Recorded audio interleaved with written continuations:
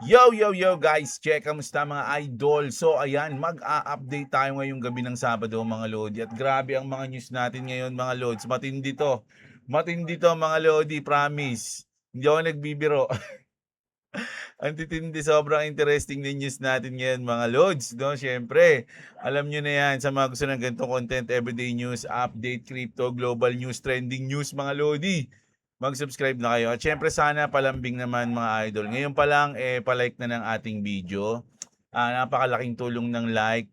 Lalo na sa umpisa ng video, no? Pinopromote siya ni YouTube. So ayun, grabe, mag-update na tayo ngayon. Malupit to mga lods, no? Umpisahan na natin. So pero bago ang lahat medyo nagkakaroon tayo ng konting uptrend ngayon sa ating chart. Mga idol, wait lang, naka 1 minute time frame tayo. So dito tayo sa 15 minutes para makita natin. So ayan na mga lodi, medyo nagkakaroon tayo ng uptrend. Pero sa ating down. Grabe. Down yung hindi naman pala, sakto lang, no? Umangat pa nga siya sa 50% yung ating SpaceX. No, pero mag-news na tayo. Dito, eto mga lods. Ito yung isa sa mga kumakalat na video ngayon sa X mga lodi at nagtitrending. Si Trump. Mga lodi, may kausap siyang mga malulupit na tao. Hindi natin alam kung sino itong mga to. Mga idol, ayan, mga kakaiba, So, may nilabas kasi ngayon na alien files, mga lods. No? So, ito yung kumakalat ngayon. May kausap siya dyan. Ito, no? Ito, di ko alam kung tunay ito, malamang AI na to. Pero yung, kasi si Jinping, kausap din, Pero ito legit to na, ito yung kumakalat ngayon. Mga idol, no? Kasi ito yung nireakan ni Asmon Gold. Kaya niyo si Asmon Gold, mga lods, no? Hindi ko nalalagyan ng sounds, Ayun, si Asmon Gold, kilala niyo yan. So, ayun, nireakan niya yung mismong picture na yan na may kausap si Trump, no? Asmon Gold reacts to Trump meeting the Argathan, ano pa nito? Emissaries. Trump has been meeting with them privately to facilitate the transition into Hyperborea. Ayan, Hyperborea. Internet gonna be looking with this tall Nordic alien memes, no? Ayan pero ang kulit na ito mga lods, gumawa pa sila ng meme, Itan yan. Oh. People of the earth. Ayan mga lodi, ang kulit niya Ayan People of Earth, we've met with your leaders. They were delectable. Alam niyo, naalala ko dito sa mga ganitong itsura, mga idol. Alam niyo yung Hellboy, mga lods? Alam niyo yung Hellboy 2? Eto, mga lods, alam niyo yan. Ayan, Kung napanood niyo yung Hellboy 2, mga lodi, ito yung prince o yung king. Alam ko, hindi, prince to Prince tsaka yung princess, parang ganun yung mga itsura nila. 'Di ba? So, ayun yung nakita ko noon. Sabi ko lang, kamukha to ng prince dun sa sa Hellboy, 'di ba? So, antindi mga lods, no? Sabi sa inyo, interesting Tapos eto pa mga lods. Holy smokes, UFO files just dropped and they're getting weirder by day. Massive mother orb launching smaller orb one after another. Ito mga lods, Fox News to, hindi ko kayo niloloko, baka sabihin nyo, meme to. Fox News yan mga idol no? FBI agents reported mysterious light dancing near a tree line before vanishing into the night. Ganyan. So, nireport yan ng Fox News, mga idol, no? So, ayan, no? Marami silang mga video-video na nilabas, no? At bukod dyan, mga idol, meron pang news dito na, ito kakaiba rin to. The CIA once translated a Soviet article claiming humans can project energy fields. Intindihan niyo ba yun, mga idol? One might say that the brain, even the entire human body, is nothing more than a liquid crystal. It wasn't a CIA theory. The document was a 1978 CIA translation of a Soviet magazine article by the researcher B. Sergey parang ganun. Still, it ended up in the Stargate files, where the CIA spent years and millions exploring remote viewing, psychic spying, and other mind-related claims. Believe it or not, the program ran for nearly 2 decades, 20 years. Mga idol, alam niyo yung parang ito yung mga project yung sa ano, yung sa Stranger Things, mga gano'n. Mga lodi, nag-experiment sila ng mga tao, 'di ba? So, may mga lumabas na kasi na files ngayon, eh, 'no? Oh, ayun yung mga medyo ang lupit ng mga weird news natin ngayon, mga lods, 'no? Ang tindi. Oh, pero speaking, ang lupit din nito. Panoorin niyo 'to mga idol. Eto yung, alam niyo yung real steel? Oh, puwede na mangyari, oo, labanan, oh. Kaya lang kasi nakikengkoy pa yung mga robot, eh, oh. Pero ang tindi na ng mga moves, oh, biglang tumayo, oh. Wata! Oh, 'di ba? Oh, ang lupit, oh. Wata! Oh, ang tindi mga idol. Grabe na yung nangyayari sa alam niyo yung nangyayari ngayon sa mundo? Oo, yung mga nagte-trending ngayon sa balita globally, it's either advanced technology or alien, 'di ba? Sa Pilipinas, ano bang balita? Sa Pilipinas, naku, parang huling-huli tayo sa balita lahat mga idol, yung news natin parang wala, eh. Puro krimen, yung sa school, 'di ba, yung namatay, tapos yung sa Ateneo, 'di ba, yun yung trending ngayon. Tapos yung labanan ng, dalawang paksyon ng mga senador, ganid sa kapangyarihan, 'no? So, grabe, wala talagang pag-unlad ang Pilipinas mga idol, eh. Buti pa yung iba nakikita mo yung, progress nila, 'no, yung innovation makikita mo talaga, eh, mga lods, eh, sa technology. Pero sa atin wala, walang kuwenta, walang kuwenta. Sabi nga may pinost nga ako, eh, sabi ko kasi 'di ba si Elon Musk yung ano, yung, naging trillionaire, first person na naging trillionaire. Sabi ko nga sa post, "Wag niyong, alalahanin yung, pagiging trilyonaryo ni Elon Musk sa pera niya. Mas alalahanin niyo yung mga pulitiko na naging bilyonaryo sa pera niyo." Pinost ko yun sa Facebook, eh. Oh, ayan mga lodi 'no. So, punta tayo dito. Eto ang lupit ng teknik ng Iran dito mga idol, Ang lupit nito kasi 'di ba sabi ni Trump, yung, uranium eh,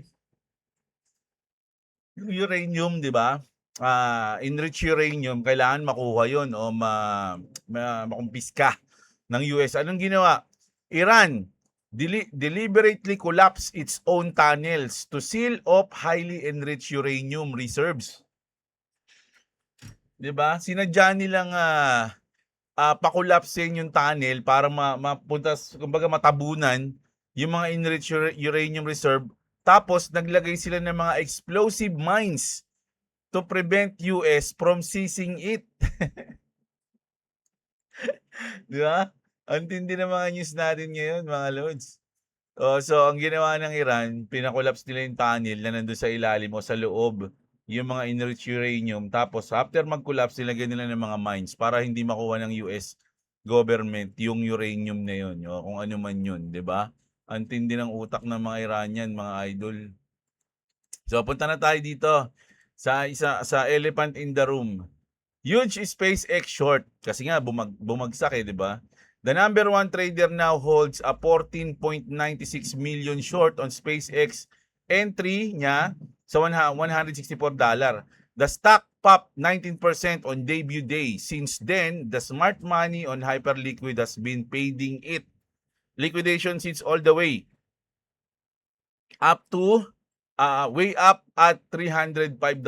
This short isn't going anywhere. So, medyo malaki-laki yung short niya rito, mga idol. At alam nyo, maraming nagpi-predict na talagang medyo babagsak ngayon. Sabi nga rito, SpaceX is about to repeat Tesla 2010 and nobody is ready for what will happen. 2010, Tesla goes public.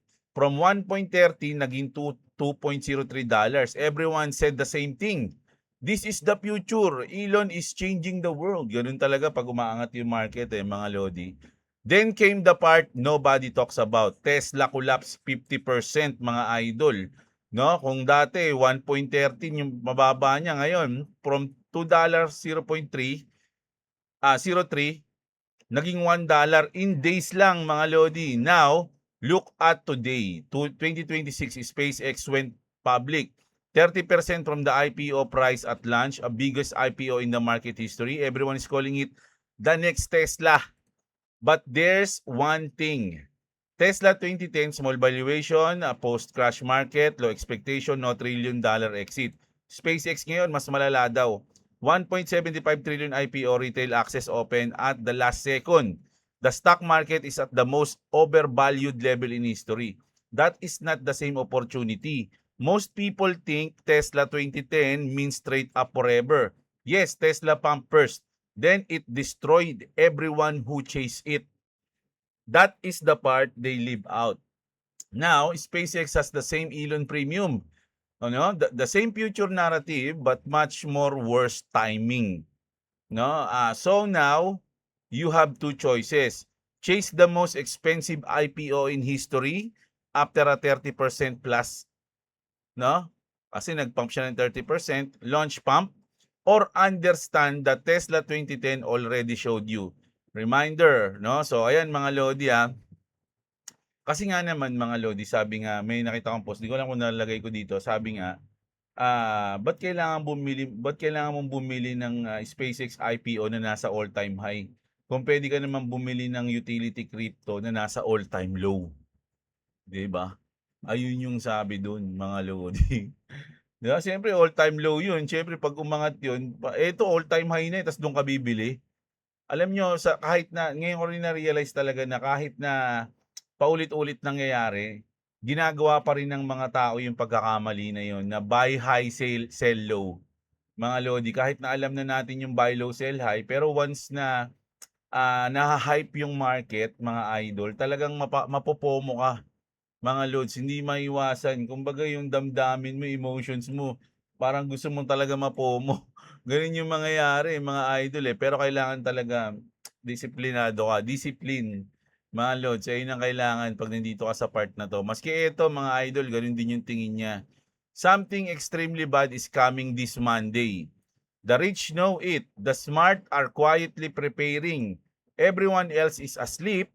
If silver can pump 600%, then you have no idea what's gonna happen with Bitcoin. The setup is 100% complete. From here, the move won't be normal. This is where institution load up while you panic. It's more bullish than you can even imagine. So bullish pala tong news na to. This is where generational wealth is created. Last chance. Load your bags. I usually do the opposite of what the masses are doing. That's how I bought every bottom and sold every top over the last 10 years. If you still haven't followed me, followed mo na daw siya. O yan mga Lodi, kumbaga ang ina-expect niya rito, dahil babagsak nga daw yung SpaceX, kumbaga mag-aano na. 'Di ba? Kaya tayo nag-drop nung nakaraan dahil ang news natin nun, yung mga big institution, yung mga whales, lilipat sila sa SpaceX. Pinaghahandaan nila yung paglabas ng pre-IPO, 'di ba, ng SpaceX. So ngayon tapos na.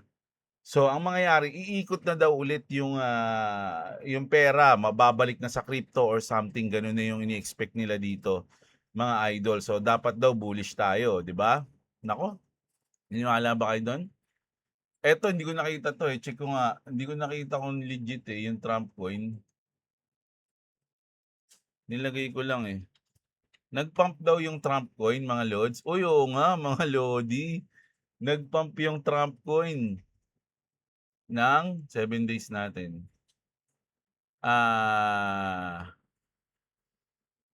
40% sa loob ng 7 days, mga idol, no? 40% mga Lods. Sana. President Trump meme coins just pumped 40% plus despite a collapse from all-time high of more than 9 billion. Real Donald Trump, official Trump meme coin has surged by 40% over the past week. At time of writing is up 25% in the past 24 hours. Just a flash in the pan or the start of a wider meme coin resurgence. So ito mga Lodi kasi ako iniisip, pag mga ganito hindi na ako magbabaka sakali dyan sa mga meme coins kahit yung Trump coin pa yan. Pero kung kayo gusto niyo sumabay dyan, gusto niyo sumugal dyan, kayong bahala. Kasi marami ring napopomo pagka ganyan. Siyempre, coins pa yan ni Trump. 'Di ba? Siyempre, isipin ng iba, hindi naman papabayaan ni Trump yan 'di ba? Magpapump yan, tsaka maraming mga whales ang bumili ng Trump coin. So hindi nila papabayaang matalo sila, etc. etc. Ganun yung mga iniisip nilang iba. So pwedeng mangyari magpampayan, no? Pero kayo nang bahala dyan kung papapomo kayo sa Trump coin. Tas eto mga Lodi, medyo naging lumalabas ngayon na si Patrick Quit, madalas marami siyang ano ngayon video. Eto bago lang daw to mga Lods tinanong ko si Grok ngayon lang daw tong June 11 ba to o 12. Patrick Quit, the White House crypto advisor, has confirmed that the White House has set a goal of passing the Clarity Act on July 4. So, nag-set na ng goal yung White House mismo, mga idol, na kailangang maipasa yung Clarity Act ng July 4 sa kanilang Independence Day, mga Lodi, no? So, ayan, hindi lang yan. Ito pa, sinabi rin niya ni Patrick Quit, marami nga siyang ano ngayon public appearance White House official Patrick Quit just said he is optimistic that the Clarity Act could be passed by July 4. Every day, we're making great progress. Ayun yung sinabi ni Patrick Quit, no? So, syempre, ikaw naman, matutuwa ka dyan, ha? 800 billion Standard Chartered says crypto just hit its lower point. Alt season next na ba mga idol? Crypto winter is over. XRP and XLM will be the most to explode soon. Sabi dito mga idol ni Diana. So maraming naniniwala dyan. At ako ayoko pa sana mag-explode. Pero kung mangyayari na, bahala kayo mga loads. No? Goods na rin tayo dyan kahit pa paano. At sabi nga dito, ito yung post kanina. Sabi niya, kay Patrick Quit, once it approved, we'll see institutional money migrate to DLT within a few weeks. Remember that DLT will need a liquid token. That token was chosen many years ago. At yung XRP daw yun, mga idol, no? Siyempre mag-aano iba-iba dyan. Di, XLM din. Di, okay lang yun. Kung ngayon yung nasa isip nyo, di ba? Kung sa tingin nyo, hindi gagamitin yung XRP, ang sabi rito, Dutch Bank, the Bank of England, the Bank of Italy, Santander, BBVA, ING, and the Banque de France, Banque. Kasi the bank siguro to The Banque de France all view XRP as a settlement infrastructure. And you think the ECB won't use it? Nasa inyo yan. Kung sa tingin nyo, hindi siya gagamitin. Okay? Sabi nga dito, XRP will undoubtedly become a settlement infrastructure in the future, and the European Central Bank will certainly adopt it as such. We now need to wait for more information which will be beneficial for XRP. So, binabasa lang natin yan. At eto mga Lodi, para lang kasi sinabi na to mismo mga idol ng founder, no? Ng Yellow. And but that's the retail side. The bigger side is the 15 trillion piece of the pie. Yeah, institutions aren't going to be using credit cards to Pakinggan niyo mabuti ito yung founder ng Yellow. 15 trillion. XRP integration powering the Internet of Value. Ito yung nagsasalita settle between each other. They're going to be using a much more powerful settlement, and that's where XRP fits into the settlement, and that's why Yellow is building with institutions in mind in the new agent economy, and with building with XRP settlement because it's the best settlement system out there in the world. Ngayon mga idol. Hindi ako nagsabi nun mga Lods. Sila nagsabi nun, di ba? So, ang lupit, di ba mga Lodi? So, basahin ko yung comment nyo. Ngayon. Grabe yung mga news natin, nagkaka-alien na tayo. Shoutout kay Smithfield Smith. Si Kulaong ang totoong trilyonaryo. Pwede, no? Si si Francis Leo Marcos pala post ni Wag Forex, sabi rito, natuwa nga ako idol kasi nung nag-invest talaga ako sa XRP is sarili ko lang at naniniwala ako sa mga na-research ko about sa Ripple. At nagsimula ang cryptocurrency, nakita ko mga document at mga madaming meeting kasama ang Ripple. Hanggang sa makita ko tong channel mo, idol, na ganun din pala ang ating nalalaman. Dati hindi ako mahilig magbasa-basa. Ngayon araw-araw global news dahil din sa'yo, idol. Uy, grabe naman, idol. Since 2023 nang ako mag-invest at di magsasawang mag-antay kahit pa umabot ng 2030, ayos lang. Good luck sa atin. Nandito pa tayo sa early stage. XRP Army never die. Oh, panis. Shoutout sa'yo, Idol XRP holder. Ayan, 589 Idol. Shoutout sa'yo. Magandang gabi sa'yo. Si Meowsi, kakabodega ko, Idol. Hindi ko mapapagawa yung tulo ng bubong namin. Grabe ka naman. Tag-ulan na. Pumupit ka muna. Pagawa mo lang. Si Ronin Padilla. Nako po, wag naman sana si Leon Guerrero ng Pinas ang isunod ng US. Kaboom talaga ang Senado pag nagkataon. Yan siguro yung threat na sinasabi ng ano yung ENGB? Ano yun? ENGB? Ano yun? Si Leon Guerrero, hinahati niyan yung bala sa kanyang kutsilyo. Di ba? Ayun yun, di ba? Yung meme na yun. Tanggojo, made in China kasi yung helicopter, Lodi, kaya siraan. No? Maraming pera sana. Makasalubong ko si Elon, magkakakoto ako agad-agad.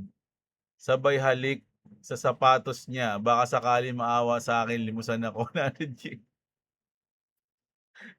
Grabe ka naman, idol. Kaya mo yan. Huwag kang gano'n. Huwag mong pababain ng iyong sarili. Si Doubles Floros. Ayan. Si Mitos 5 ang dahilan sa meta, mga loans. No? Ayan. Pero binan kasi ni Trump ngayon yun eh. Di ba? Alam ko binan ni Trump yun eh. Si Clavis, ayan. Confirm first trillionaire na si Elon Musk. Sana all. Ayan. Nanlamig buong katawan ko kagabi nung biglang nag-auto log out yung messenger ko. Grabe. Ganda ng out ni Bossing ayan. Hindi, ano yun? Nakita ko lang din. AI generated yata yung video nung nasa stream, idol. Hindi, sa tingin ko, ano yun? Scripted, no? Parang uod na inasinan yung galaw ng helicopter eh. Oo nga eh. Nangingisay. Joseph Berdin, shoutout sa'yo. Si Abin Zeppelin, ayan. Si Giancarlo, pinilit ko abutin ang 10,000 XRP plus habang baba pa sa cold war. Uy, grabe, ang dami niyan, idol. Pengi. Binenta ko 1/4 ng Philippine dividend stock ko para doon. Nakakahinayang pero alam kong mababawi ko din ng higit pa pag nag-boom ang lahat ng ISO 222, lalo na di lang naman pagtaas ng presyo ang batayan, kundi yung utility sa new financial system. Owning XRP and ISO standards sa self-custody ang weapon mo sa New World Order. Tama ka dyan, idol, no? CBDC, Digital ID, Great Reset. Tyrannical control para maging free dahil, pumuposition kang katulad ng the 1% or elite. Ayan. Wala na yan. Wrong choice ka, sabi ni idol. Nako. Wala kang pambili, nasunugan ka, kaya nang babash. Yun lang, no? Dapat kasi, alam nyo, kanya-kanyang choice yan, di ba? Wrong choice. Ano ba yung choice mo? Sa tingin mo ba tama ka sa choice mo? Ha? Kasi kung tama ka sa choice mo, dapat masaya ka. 'Di ba? At kung masaya ka, wala ka dito para mambash. Ibig sabihin, ano ka, tawag nun, ano ba yun? Masama yung mo, yung lagay mo ngayon, tawag doon, kalimutan ko yung words. Diyan mo na nga. Wala tayong words sa mga basher. King Shangsheng, shoutout sa'yo. Si Nochi, si Peng Kalag, ayan. Gerson, Sumayang, nakaposisyon na ako, boss, XRP, hindi na ako naglagay ng stop loss. Magtuda mo na yan. Grabe ka naman, idol. Huwag ganun. Tama, boss Jeblo, gaya mo sa ngayon, ayoko muna umangat sa XRP kasi nga gusto ko pa pagbudega. Pero kung hihingin na ng pagkakataon na tumaas, okay lang. Kaya shoutout po. At salamat sa update. Shoutout sa'yo always, idol, si Phil Habis, no? Miserable, puta, iniisip ko pa rin yung words na gusto ko sabihin eh. Ibig sabihin, miserable yung buhay mo ngayon, kaya nang-trash to ka na lang. Ayan. Mark Anthony Sigua, XRP siya ang napili ng mga hari. May kasama pa ito isang napakalupit. Di pa siya napapansin ngayon, pero pag naipasa na yung Clarity Act, sasabog niyan katulad ni XRP, sabi ni Idol. Wag mo na kompetensyahin si Mangusin. Siya lang ang trilyonaryo dito, sabi ni Share ko lang. Grabe. Ano, saan na ba siya ngayon? Wala na tayong balita kay Mangusin na. Hindi na siya nagiging topic ni MG. Grabe, mo malakas yung ulan. Ang lakas ng kulog sa labas. Santos Jandel, si mga ba Edwin Chato. Idol, mukhang maimumove ang Clarity Act natin. Naku, wala pa tayong, hindi pa natin sure yan kasi sa ngayon, masyadong bullish, no? O masyadong positive si Patrick Witt. Sa sobrang si ano pala, si Mr. Ads, talo ako sa SpaceX kagabi, down yun FBIG Messenger, bakit kaya? Hindi, ngayon okay na, Idol. Sobrang volatile kagabi, di malaman taas o pababa. 2-3 ako kagabi, lamang talo. Naku, oo. Ngayon medyo nagpahinga ako pero gusto ko sana pumosisyon kanina kaya lang mag-update kasi ako kaya hindi ko muna Hindi ko muna, saan na XRP? Titingin tayo dito. Ngayon, yung dito, malapit na. Pero mamaya-maya siguro, titingin natin. Si ano yun? Si Dimebag Darelans. Ayan, shoutout sa'yo. Si Books. Sa BTC ako, Lods, naka-supit. Unti. Ayan si Idol. Shoutout sa'yo. Si Cerezo Joynil. Shoutout sa'yo. Takto lang. 2-1. Si Books ang nag-champion mga Lods, no? Siya yung first comment natin. Sobrang shoutout sa iyo, Idol. So ayun yung news natin ngayon mga Lodi, medyo weird, no? Kasi may mga news tayo na ganito, mga Lods. At syempre yung nilabas ngayon ng Malacanang, hindi ng White House, na mga files tungkol sa mga UFO.